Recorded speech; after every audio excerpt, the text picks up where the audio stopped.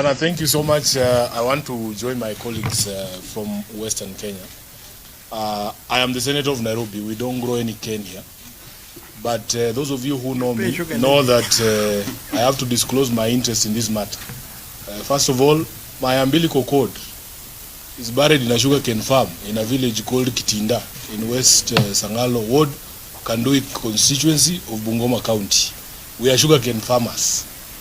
My second interest is that I also farm sugarcane in Bungoma. I am a farmer registered with Nzoia Sugar, and I grow that sugarcane on a farm that was left to me by my grandfather. I didn't grab anybody's land. So I have an interest in the matters and affairs of Nzoia Sugar and the Western Kenya as a whole. I want to join my colleagues here in saying that, first of all, as the people of Bungoma made it clear to me when I was there about 2 weeks ago, they told me that they are going to hold President William Ruto to his promise during the campaign that in fact he was not going to sell Nzoia, that he was going to upgrade the machinery, which has always been the biggest problem with Nzoia Sugar. There's a very serious case of inefficiency in the equipment that is there.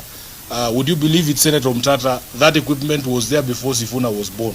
Yeah. It is obsolete and it is very inefficient. The promise he made to the people of Kenya or the people of Bungoma was that we were going to get new machinery. Number two, let us be clear that the land on which Nzoia sits is owned by the people of Bungoma. It is community land that is vested in the county government of Bungoma.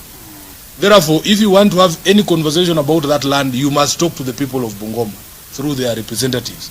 And on this particular issue, because we have been here before, honorable members, we want the people of Western Kenya to draw a list of all their children in leadership. All of us who come from there. The MCA for Bukembe East, the Member of Parliament for Kandui, the Senator of Bungoma, the 9 members of Parliament from Bungoma, and the over 30 members of Parliament from Western Kenya. Each one of us will have to account to the people of Western Kenya if this machine is sold.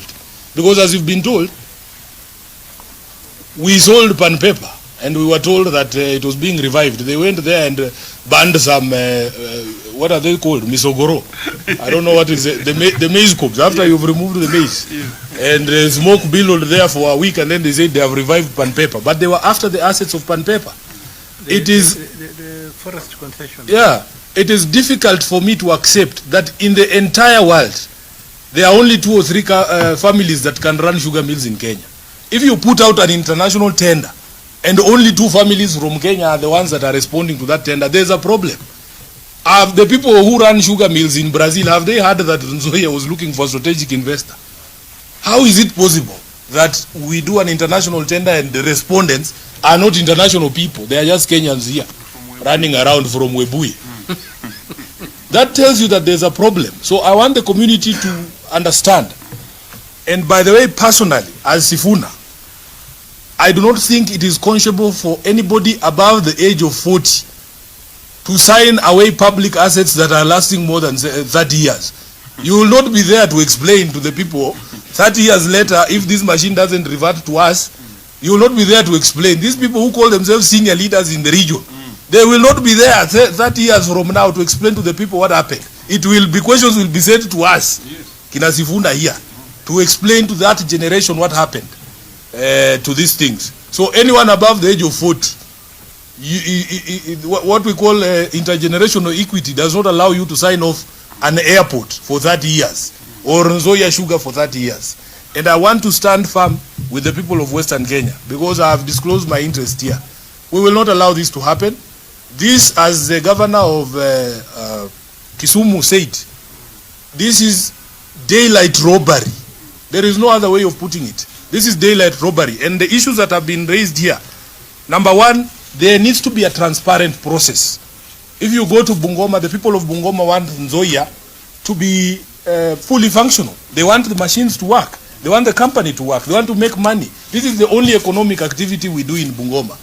So it is not possible for you to come and take away the only economic activity. You know, in the entire Western Kenya, we don't export anything.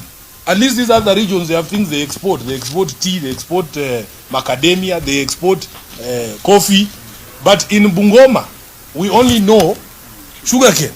So our expectation was that even this process, when it was being undertaken, it would be done in a transparent manner. That you will involve all the stakeholders, including the farmers, including the suppliers like Senator Umtata and the others.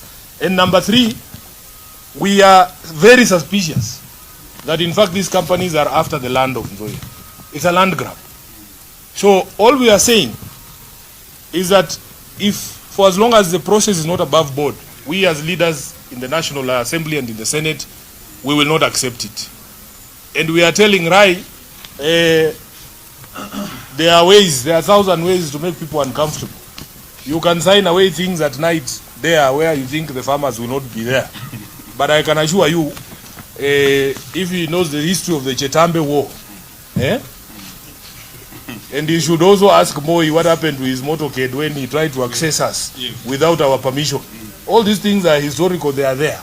We have ways and means, even in the spiritual realm. So nobody should joke around with this issue. This is a serious issue. We want these guys to be serious, to go through a transparent process, carry people along, carry the farmers along, carry the suppliers, every stakeholders, even the people who work in this company, to be carried along. Other than that, this is not a process that we can support. I thank you, and I want to stop there. If there are any questions, they should be directed to the gentleman from Bungoma. Thank you.